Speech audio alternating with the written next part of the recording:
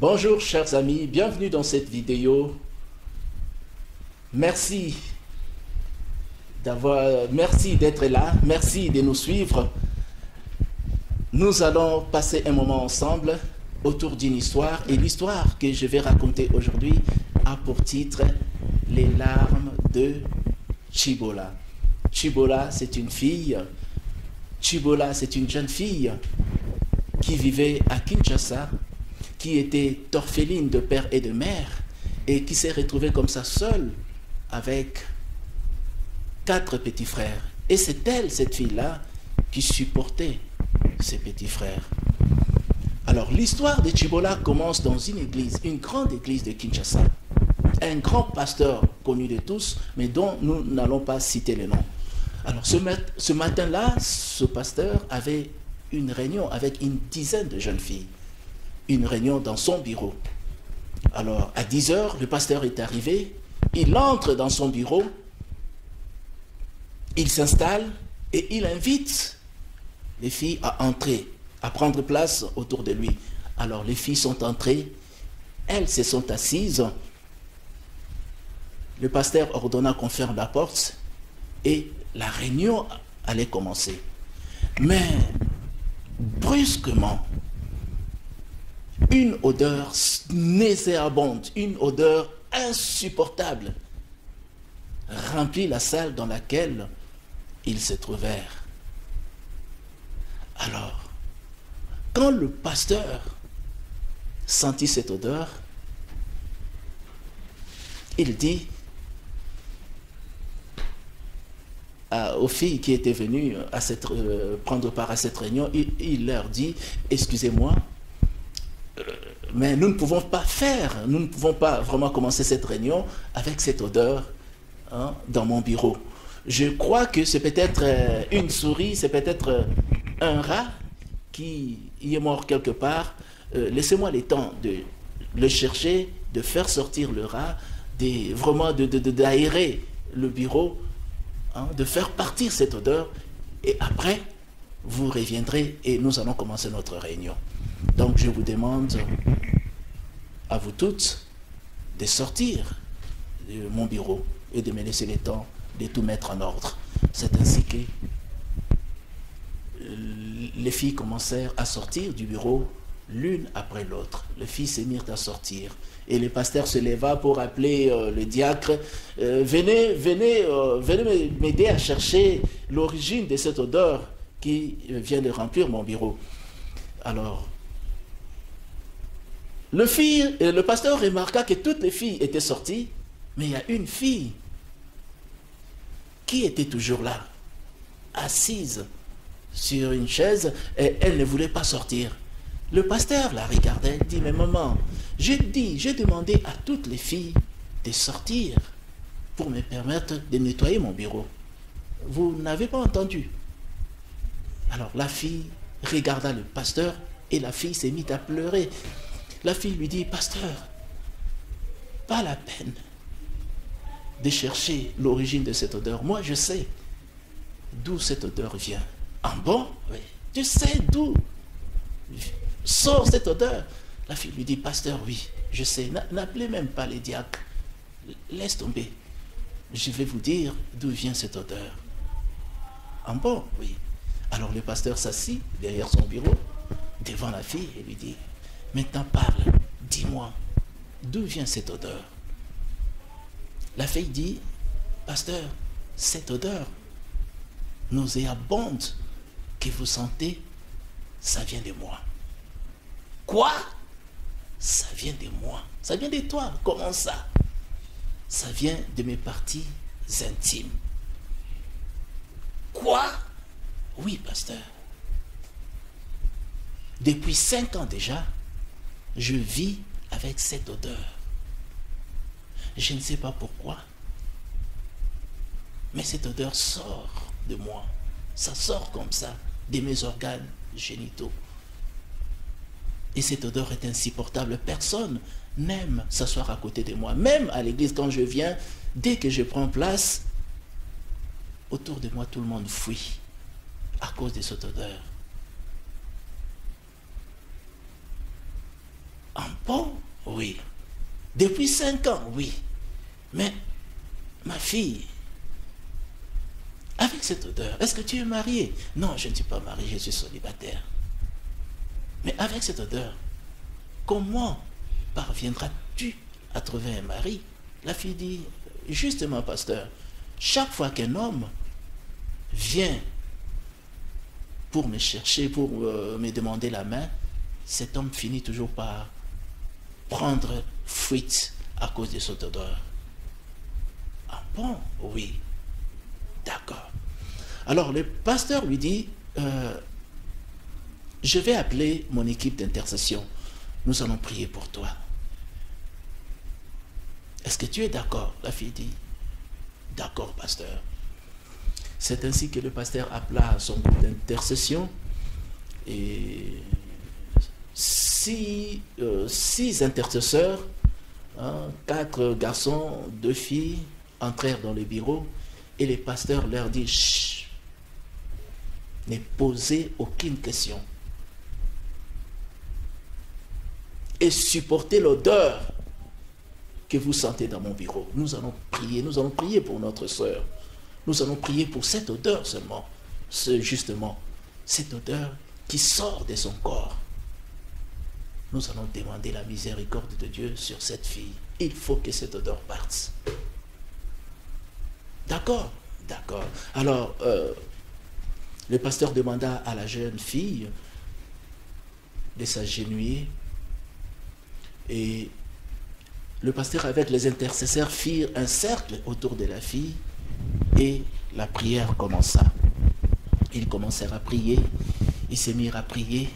Pendant 30 minutes, ils étaient là à prier pour la sœur, à prier, à faire de prières intenses, de prières de délivrance, de prières de combats spirituels, à prier pour la sœur. Et après 30 minutes, un des frères intercesseurs reçut une vision où il voyait une dame, une vieille dame, très en colère, en train de parler à cette sœur-là, en train de parler, en train de le menacer.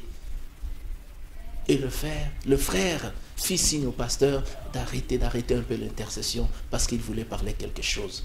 Alors, on arrêta l'intercession, on donna la parole à ce frère-là qui expliqua que voilà, pendant que nous étions en train de prier, je vis une vieille dame en train de menacer la sœur. Est-ce que la sœur peut nous dire si dans son quartier, elle connaît une vieille dame qui l'a menacée? La sœur dit oui, je me souviens qu'il y a 5 ans, une maman du quartier, une vieille dame du quartier, m'avait menacé un jour. Ah bon? Oui. Mais pourquoi elle t'avait menacé? Alors la sœur se mit à expliquer, elle dit, il était une fois, nous avions passé, moi et mes jeunes sœurs, nous n'avions pas d'argent, nous avions passé 4 jours sans manger. 4 jours, nous n'avons pas trouvé de quoi manger. Alors, le 5e jour, le matin, il y a une sœur du quartier qui est venue nous rendre visite. Et quand elle nous a trouvés affamés, elle m'a remis 1500 francs pour acheter de quoi manger. Et dès que la sœur est partie, je me suis dit que mes frères avaient faim, je dois commencer par acheter des beignets, acheter quelque chose pour leur permettre de calmer un peu la famine, le temps pour moi de chercher quelque chose de consistant à préparer pour leur donner à manger. Alors il pleuvait, j'ai couru vers la vieille dame du quartier que vous avez vue en vision parce qu'elle vendait de beignets. Arrivé devant la porte de la vieille dame, là où la dame avait mis une table avec un bassin rempli de beignets, Malheureusement, comme il pleuvait et que il y avait une flaque d'eau tout autour, j'ai glissé, je suis tombé et le bassin de baignée de la vieille dame est tombé. Alors, quand le bassin est tombé, la vieille dame est entrée en colère. Elle m'a dit, tu as fait tomber mon bassin de baignée. Les beignets qui se trouvaient à l'intérieur coûtent à peu près 15 000 francs. Tu dois me rembourser cet argent maintenant. Mais moi, je n'avais que 1500 francs en main. Je n'avais que ça. C'est vrai. Je lui ai causé préjudice. C'est vrai. J'ai renversé ces beignets par inadvertance. Mais je n'avais que 1500 francs. Alors je me suis mise à supplier. Maman, je n'ai pas d'argent. Je n'ai que ça. Prends cet argent. La vieille a dit, 1500 francs. Je vais faire quoi avec 1500 francs? Tu dois me donner 15 000 francs. Mais je n'ai pas 15 000 francs, maman. Je n'ai que ça. Aie pitié de moi. La vieille dame a refusé. Tu dois me donner 15 000 francs et tout de suite. Si tu n'as pas d'argent, va emprunter et reviens me donner mes 15 000 francs. Mais j'irai emprunter où? Hein? Depuis 4 jours, ça c'est le 5e. Nous ne trouvons même pas à manger parce que je n'ai nulle part où aller emprunter. Où veux-tu que j'aille chercher 15 000 francs? Donc c'est ainsi que la dame resta catégorique. Tu me donnes 15 000 francs. Sinon, tu verras ce qui va t'arriver. La fille prit les 1500 francs qu'il avait. Elle déposa sur la table et elle s'en alla. La vieille dame lui dit, ah, tu es parti, tu verras. Donc c'est après cet incident-là, une semaine plus tard, que la fille commença à constater que chaque fois qu'elle s'asseyait quelque part, il y a une odeur. Cette odeur nauséabonde, cette odeur très très mauvaise, très insupportable, qui commençait à sortir d'elle. Cette odeur qui la suivait partout, qui ne la quittait pas. Elle avait beau se doucher, elle avait beau nettoyer son corps, mais cette odeur ne partait pas. Et depuis 5 ans de souffrance, elle a passé 5 ans de misère à chercher une solution pour cette odeur, mais elle ne trouvait pas, elle n'arrivait pas à trouver une solution pour son problème. Alors, quand le pasteur entendit tout cela, elle lui dit, d'accord, nous allons prier. Alors, le frère qui a vu la vision dit encore, pasteur, je dois vous dire que c'est cette vieille dame-là qui a jeté ce mauvais sort sur cette sœur. En fait, quand la sœur est partie, cette maman-là, qui était une personne de mauvaise vie, qui était une personne avec un mauvais esprit, cette vieille dame-là est allée dans un cimetière, et au cimetière, elle a pris un morceau de chair humaine, et elle est venue jeter 7 morceaux de chair humaine sur la fille de façon mystique, de façon sorcellérique. Cette chair humaine est entrée dans le corps de la fille, et plus les jours passaient, plus cette chair humaine pourrissait, et plus l'odeur nauséabonde ne faisait que grandir. D'accord. Puisqu'il en est ainsi, alors nous allons appeler Jésus-Christ au secours. Parce qu'il n'y a que Jésus qui peut résoudre le cas pareil. Il n'y a que Jésus, le Dieu de l'intervention rapide. Il n'y a que lui qui peut faire quelque chose. Un morceau de chair humaine qu'on a jeté sur quelqu'un de façon mystique, qui est entré dans son corps et qui ne fait que pourrir. Qui peut enlever ça? Si on l'amène à l'hôpital, les médecins ne verront rien. Parce que c'est un problème spirituel. Alors, il n'y a que la prière qui peut résoudre ce genre de problème. Et ils commencèrent à prier. Ils commencèrent à prier. Ces jours-là, ils prièrent toute la journée pour cette sœur. Et vers le soir, seulement vers le soir, ils constatèrent que cette odeur-là avait disparu.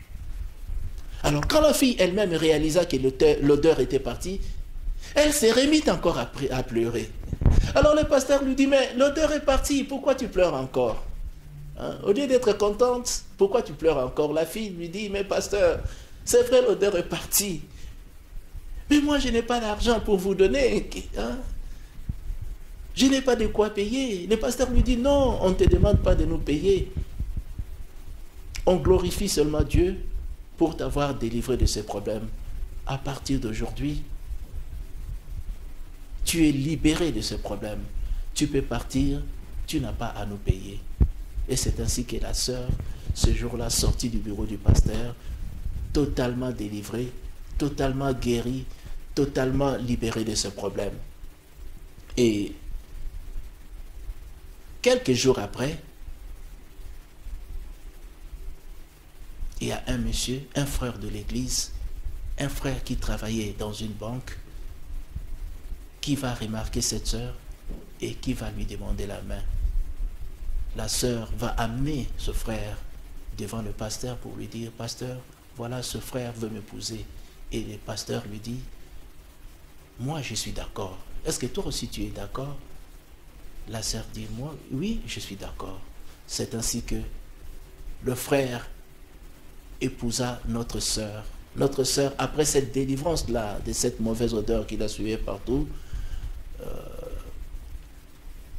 fut vraiment bénie et tomba sur ce frère qui l'épousa et qui accepta de la supporter, elle et ses 4 petits frères.